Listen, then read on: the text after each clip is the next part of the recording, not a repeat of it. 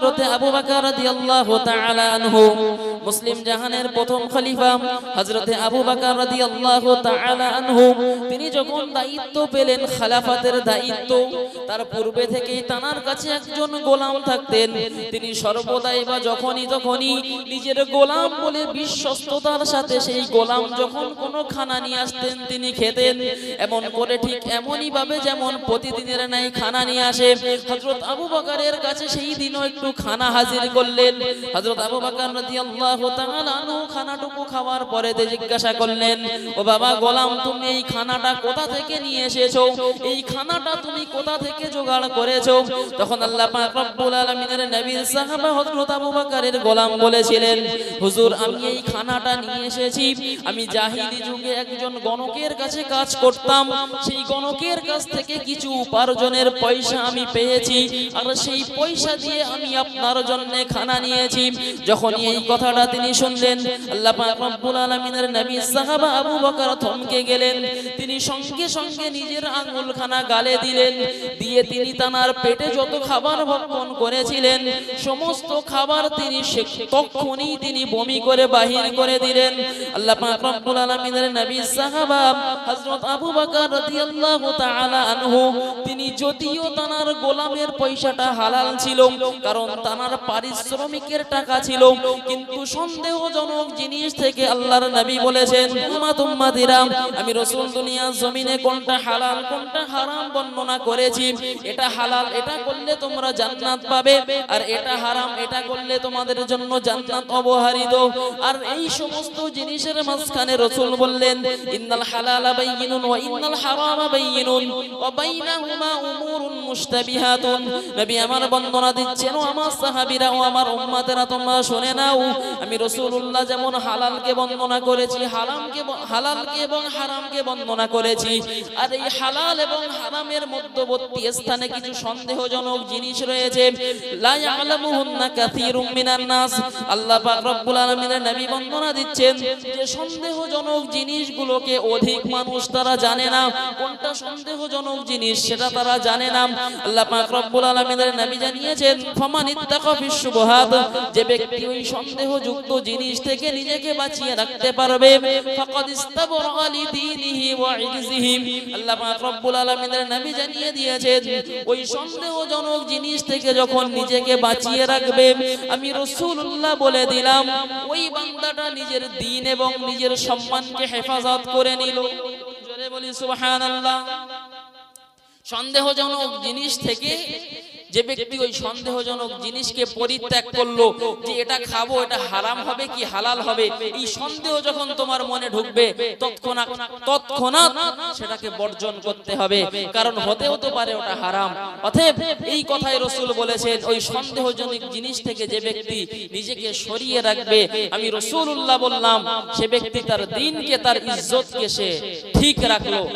আর Oman Waka fish শুবহাত, আর যে ব্যক্তি ওই শুবহাত সন্দেহযুক্ত জিনিসের মধ্যে পতিত হলো, রাসূল বলছেন ফাকাদ ওয়াকা ফিল হারাম, সে ব্যক্তি পতিত হলো হারামের মধ্যে। বলি নাউযুবিল্লাহ। হারাম যে জিনিসটা আমাদের সন্দেহ হবে, সর্বদাই সেই জিনিস থেকে আমাদের দূরে সরে যেতে হবে। প্রিয় শ্রোতা মণ্ডলী, মাথায় রাখুন, আমি যে টপিকসের উপরে জলসা করছিলাম বা কথা বলছিলাম সেটা হচ্ছে তাকওয়া কিভাবে আমরা অর্জন করব। তার মধ্যে আমি কয়েকটা মনীষীর বর্ণনা করেছি, যেমন আল্লাহ পাক রব্বুল আলামিনের নবী সাহাবা আবু বকর রাদিয়াল্লাহু আনহু তিনি সন্দেহ হবার কারণেই রাসূলের এই হাদিসের দিকে লক্ষ্য করে তিনি তার খানাটা পেট থেকে উপরে বাহির করে দিলেন।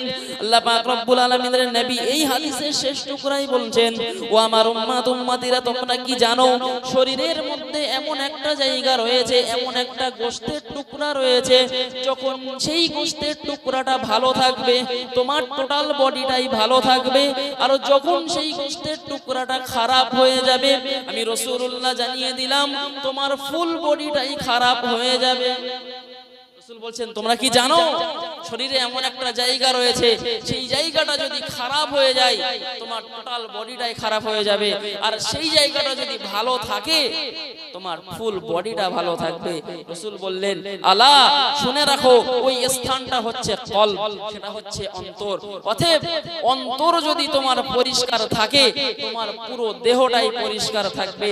ধরুন আপনার অন্তর বলছে আমি গুনাহ করব, আপনার অন্তরের কথা শুনে যদি আপনি গুনার দিকে চলে যান, আপনার অন্তর চাইছে আমি একটা সুদ খাবো, ব্যাংক থেকে সুদটা তুলে নিয়ে আসবো, সুদের টাকাটা, ইন্টারেস্টের টাকাটা তুলে নিয়ে আসবো।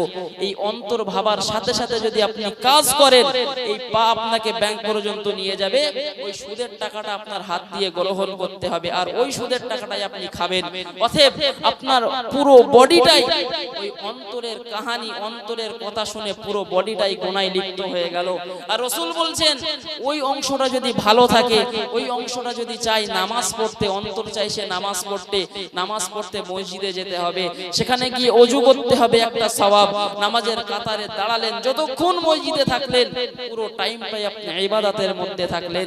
এদিকেই লক্ষ্য করে রাসূল বললেন, যখন তুমি ওই জিনিসটা ভালো কাজে লাগাবে বা যখন ভালো থাকবে, তোমার পুরো বডিটাই ভালো থাকবে, আর যখন সেটা খারাপ হয়ে যাবে, তোমার পুরো বডিটাই খারাপ হয়ে যাবে। অন্য হাদিসে রাসূল বলেছেন আত-তাকওয়া হা হুনা, এটা বলে সাহাবীরা বলছেন, রাসূল ইশারা করলেন বুকের দিকে, যে তাকওয়া বাইরে নয়, তাকওয়া অবলম্বন করতে হবে অন্তরে। তোমার ভয় ভীতি যদি আল্লাহর থাকে অন্তরে, তুমি যেমন বাহ্যিক তাকওয়াদার হবে, তেমন আভ্যন্তরীণ যখন কেউ থাকবে না, তখনও তুমি আল্লাহকে ভয় করবে। আল্লাহ পাক রব্বুল আলামিনের নবী একাধিক হাদিসে একাধিক আল্লাহ পাক রব্বুল আলামিন কোরআনুল কারীমের মধ্যে তাকওয়া কিভাবে অর্জন করব, কিভাবে মুত্তাকি হব, কিভাবে তাকওয়াদার মুত্তাকিদের খাতায় নাম লেখাতে পারবো, রাসূল জানিয়েছেন। তার মধ্যে আমি বলছিলাম যে জীবনে পৃথিবীর শুরু থেকে নিয়ে আজ পর্যন্ত বড় মুত্তাকি মানুষ এসেছে, তাদের মধ্যে রাসূলের প্রধান খলিফা, রাসূলের চিরসাথী হযরত আবু বকরের একটা ঘটনা বললাম। এমন আবু বকরের পুরো জিন্দেগিটা, পুরো জীবনীটা যদি তুলে ধরি, খোদা বিরতায় তার জীবনীটা ভর্তি। প্রিয় শ্রোতা মণ্ডলী, মনে রাখুন, নবী মুহাম্মদুর রাসূলুল্লাহর দ্বিতীয় খলিফা, মুসলিম জাহানের দ্বিতীয় খলিফা হযরত ওমর রাদিয়াল্লাহু তাআলা আনহু, তিনি অসুস্থ হয়ে গেলেন। মৃত্যুর একেবারে সন্নিকটে এসে তিনি রাসূলের সাহাবী হুযাইফা ইবনে ইয়ামানকে ডাকলেন, ও বাবা হুযাইফা, তুমি এদিকে এসো। ও হুযাইফা, আমি জানি রাসূলুল্লাহ সাল্লাল্লাহু আলাইহি ওয়াসাল্লাম তোমাকে কিছু মুনাফিকের নাম বলেছিল। হযরত উমর রাদিয়াল্লাহু আনহু হুযাইফাকে ডেকে বলছেন, হুযাইফা, আমি জানি রাসূল তোমাকে ডেকে বলেছিল, হে হুযাইফা শোনো, আমার এই সামনে বা পিছনে আমাদের আশেপাশে যারা ঘোরে, এদের মধ্যে এই ব্যক্তি মুনাফিক, তুমি চিনে রাখো। হযরত উমর বলছেন, আমি জানি রাসূল তোমাকে এমন নাম কয়েকটা করেছিল, আমি উমর সেই মুনাফিক কারা সেটা আমি চিহ্নিত করতে চাইনি। হুযাইফা, তুমি বলো, আমি উমর ওই মুনাফিকের খাতায় নেই। কত ভয় তাদের ছিল আল্লাহ পাক রব্বুল আলামিনের। আল্লাহর নবী ভবিষ্যৎবাণী করেছিলেন জান্নাতের ব্যাপারে। আশারায়ে মুবাশশারা, রাসূল দুনিয়ার জমিনে 10 জন সাহাবীকে সার্টিফিকেট দিয়েছিলেন জান্নাতের। সেই জান্নাতের সার্টিফিকেট পাওয়া সত্ত্বেও তার মনে এত ভয় যে না জানি আমি ওই মুনাফিকের খাতায় আছি কিনা। তিনি বারবার সেটাকে জিজ্ঞাসা করতে লাগলেন, হুযাইফা, আমি এমন নেই তো, আমি ওই মুনাফিকদের খাতায় আমার নাম নেই তো। এনাদের ছিল আল্লাহ পাক রব্বুল আলামিনের ভয়। আর আমাদের কি, আমাদের জান্নাতের সার্টিফিকেট তো দূরের কথা, আমরা নিজেরা মুমিন আছে কিনা তাও জানি না। কারণ হাদিসে এসেছে এমন একটা সময় আসবে, ইউসবিহুর রাজুলু মুমিনান ওয়া ইউমসি কাফিরান ওয়া ইউমসি মুমিনান ওয়া ইউসবিহু কাফিরান। এমন সময় চলে আসবে মানুষ সন্ধ্যাবেলা মুমিন, সকালবেলা কাফির হয়ে যাবে, আবার সকালবেলা মুমিন হবে, সন্ধ্যাবেলা কাফির হয়ে যাবে। কারণ তাদের জবান চলবে এমন, তারা নিজেদের মধ্যে এত খারাপ ল্যাঙ্গুয়েজ ব্যবহার করবে বা এমন খারাপ কাজ করবে, তারা নিজেরাও জানবে না। তারা মনে করবে এটা ভালো কথা, এটা ভালো কাজ, কিন্তু সেটাই হবে তার ঈমান চলে যাওয়ার কারণ। প্রিয় শ্রোতা মণ্ডলী, মাথায় রাখুন, দুনিয়ার জমিনে আল্লাহ পাক রব্বুল আলামিন তোমার শোহরত দিয়েছে, দুনিয়ার জমিনে আল্লাহ পাক রব্বুল আলামিন তোমার সম্মান দিয়েছে, দুনিয়ার জমিনে আল্লাহ পাক রব্বুল আলামিন তোমার অর্থ কড়ি দিয়েছে। কিন্তু শুনে নাও, জেনে নাও, তুমি যেমন মুসলিম ঘরে জন্মগ্রহণ করেছো, তেমনি আল্লাহ পাক রব্বুল আলামিনের আদেশ তোমাকে মানতে হবে। কারণ আল্লাহ পাক কোরআনের একাধিক জায়গায় বলেছেন, বান্দা তোমরা তাকওয়া অবলম্বন করো, তোমরা মুত্তাকি হও। কারণ তোমার দুনিয়ার জমিনে যে শোহরত আছে, দুনিয়ার জমিনে যে রূপ আছে, দুনিয়ার জমিনে যে অর্থ কড়ি আছে, কিয়ামতের দিনেতে তোমার সেই অর্থ কড়ি কোনো কাজে আসবে না। তোমার সেই দিনেতে তোমার ভালো আমলগুলো আল্লাহ পাকের কাছে কার্যকর হবে। আল্লাহ পাক রব্বুল আলামিনের নবী হাদিসের মধ্যে জানিয়েছেন, ইন্নাল্লাহা লা ইয়ানজুরু ইলা আজসামিকুম ওয়ালা ইলা সুওয়ারিকুম। আমি আল্লাহ পাক রব্বুল আলামিনের নবী জানিয়ে দিলাম, মহান আল্লাহ পাক রব্বুল আলামিন কিয়ামতের দিনেতে তোমাদের চেহারা দেখবে না। মহান আল্লাহ পাক রব্বুল আলামিন তোমার রূপ সৌন্দর্যকে কিয়ামতের দিন দেখবে না। ওয়ালাকিন ইয়ানজুরু ইলা কুলুবিকুম ওয়া আমালিকুম। আমি রাসূলুল্লাহ জানিয়ে দিলাম, যেদিনে তোমার কেউ কারোর সাহায্য করবে না, কেউ কাউকে চিনতে পারবে না, সেদিন আল্লাহ পাক রব্বুল আলামিন তোমার চেহারা, তোমার রূপ সৌন্দর্য, তোমার শরীরের দিকে দেখবে না, বরং আল্লাহ পাক রব্বুল আলামিন দেখবেন তোমার অন্তরের মধ্যে কি ছিল, তুমি বাইরে একরকম আর ভিতরে আর একরকম ছিলে কিনা, আর তুমি কি আমল আল্লাহ পাক রব্বুল আলামিনের কাছে নিয়ে এসেছো, সেটাই আল্লাহ পাক রব্বুল আলামিন আখিরাতের দিনে দেখবেন। দুনিয়ার জমিনে চলতে ফিরতে আমলে আমাদের তাড়াতাড়ি করতে হবে, আমলগুলোকে তাড়াতাড়ি সৎ কাজগুলোকে করতে হবে। কারণ আল্লাহ পাক রব্বুল আলামিন আখিরাতের জমিনে কোনো সুপারিশ কাজে আসবে না।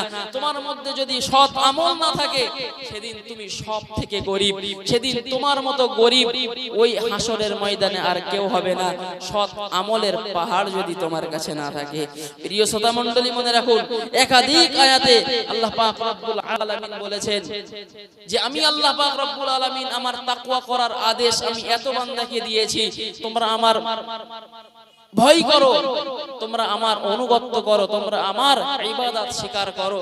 এখন আমরা যদি কেউ আল্লাহ পাক রব্বুল আলামিনের ইবাদত না করি, তো আল্লাহ পাক যে এত রিকোয়েস্ট আমাদের করেছেন বা এত আদেশ আমাদের দিয়েছেন, আল্লাহ আমরা যদি সকলে আল্লাহ পাক রব্বুল আলামিনের ইবাদত না করি, তো কি মনে হয় আল্লাহ পাকের বড় লস হয়ে যাবে?